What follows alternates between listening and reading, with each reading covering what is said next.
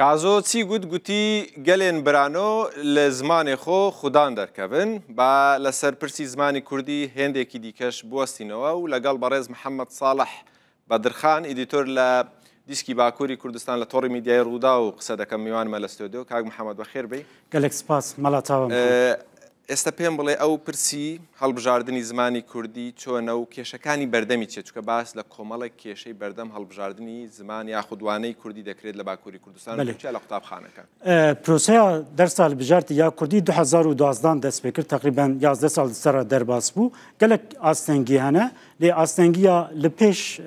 دەوێ بەریە هەموو تشتی ئەم تەماشەی کوردان بخۆ بکەن کورد چقاسی لەوێ مەسەلەی خودی دەردکەون دەرسا بژاردە کوردی خودی دەردکەون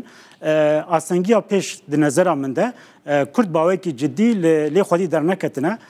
کۆمەلگا کورد لە باکووری کوردستانی وەکی هەر چار پارچەیەن کوردستانی کۆمەلگایەکە سیاسیە پۆلیتیکە حتا نەها چ پارتیا سەرەکیە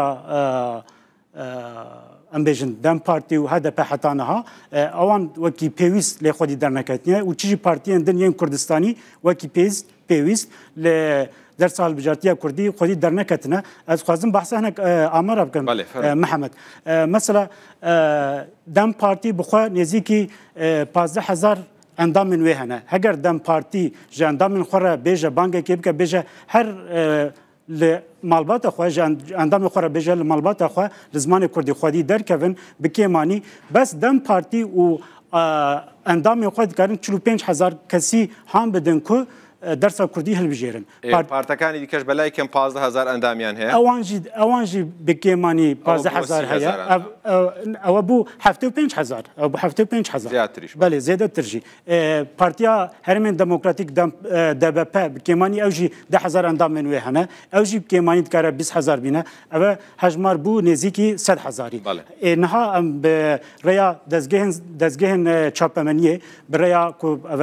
دەستگەهمە تۆڕە مەدیا ڕووداوێ هەر ساڵم کارێکی باش دەبی یاریدا دکن و هەفکارین مە ئەم ڤیدیۆوان دبینن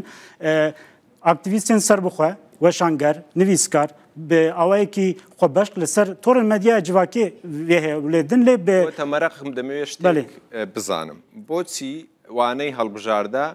لە پۆلی 1 و 2 سێ سەرەتایی نییە بەێ ئەvە وەکە ساڵی گرنگم بۆ فێربوونی زمان بێگومان ئەvە دەوڵەتی نەخستیە وەزارەتە پەروەردەیە تورکیا بجینە کردە دمەنهەجێدا بجینە کردە ji bo were bicihkirin menhec pêwîst e lê dewletê ji bo 1 û 2 û 3 heta berî ku yek jî dest pê bike dibistanî sawa dibêjin di Soraniyê de bes li kurmancî pêş dibistan heye xwendekar diçin wê derê li wê derê rastî Tirkî dibin û Tirkî daxivin Mihemed yanî ya pêşî ku divê Kurd bikin bi sazî û dezgehên xwe به آوایی که جماوری دویل لوای درسی خودی درکون با آوایی که جدی لبنرن او دیکاره وان آسنگین هایی چهار سر بکن. تو مامۆستای زمانی کوردی بووی کوردۆلۆژیش تەواو کردووە ئاگدارم چەندین لێکۆڵینەوە لەسەر ئەم پرسە هەیە کێشەیەک هێستا لەوانەی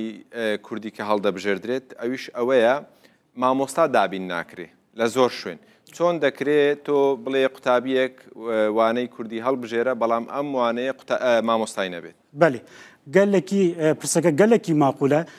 نەها نێزیکی 1000 مامۆستەیەن کوردی ji beşên کوردۆلۆژیê دەرچوونە ji zanîngeha Mûşê ji zanîngeha Wanê ji zanîngeha Çewligê ji zanîngeha Mêrdînê û ya Dêrsîmê nêzîkî 1000 mamosteyên Kurdî hene bes heta niha 142 mamoste hatine tayin kirin belê sede hatine damezrandin sedema vêyekê ew e ku dewlet ne cidî ye û Kurd jî ne cidî ne eger Kurd cidî bin weke gavadin jî me gotî bi hezaran xwendekar serî lê bidin û di gotarên xwe yê siyasî de partiyên siyasî li vê xwestekê xwedî derkevin civaka sivîl li vê xwestekê xwedî derkeve kesayetiyên rûspiyên civaka Kurdan li vê 144 mamosta damezrandin belê 142 ew le zêdetir li 1000 مامۆستا کە دەرچوونە لە زار قوتابی کە بەشی کوردۆلۆژیان تەواو کرد بەڵام دانامەزرێن لە کاتێکیشدا پێویستی بە زمانی کوردی هەیە چارەسەر چییە لە ڕووی سیاسیەوە بۆ نمونە پارتە سیاسیەکانی باکووری کوردستان دەتوانن چی بکەن پارتیên siyasiyên Kurdistanê li Bakurê Kurdistanê divê vê xalê bikin خالا خویا سرکه خالا کو قد جد تپر نابن سازش سر نکن د گوتارین خوده د دانوسترین خوده لگل برپرسین دولته دگل برپرسین اپوزیسیونه و بینن روجا خو ول سروی کار بکن پارتیان سیاسی و هر وها ج اندام لا انگیر خو را بیژن لوی درسه خودی درکوین دیسان ل جواک ناف جواکا سیویل کار بکن ام دزانن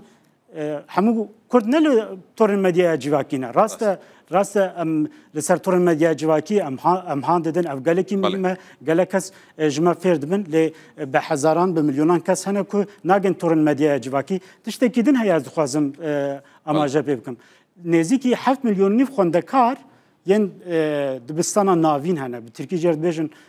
orta öğretim. Konağı navendi. Konağı navendi.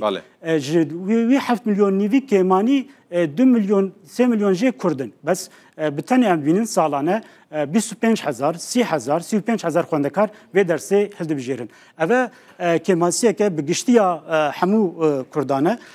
divê وكما قلت يعني جواك بوليتيكا كمالي نava her malbateke de Kurd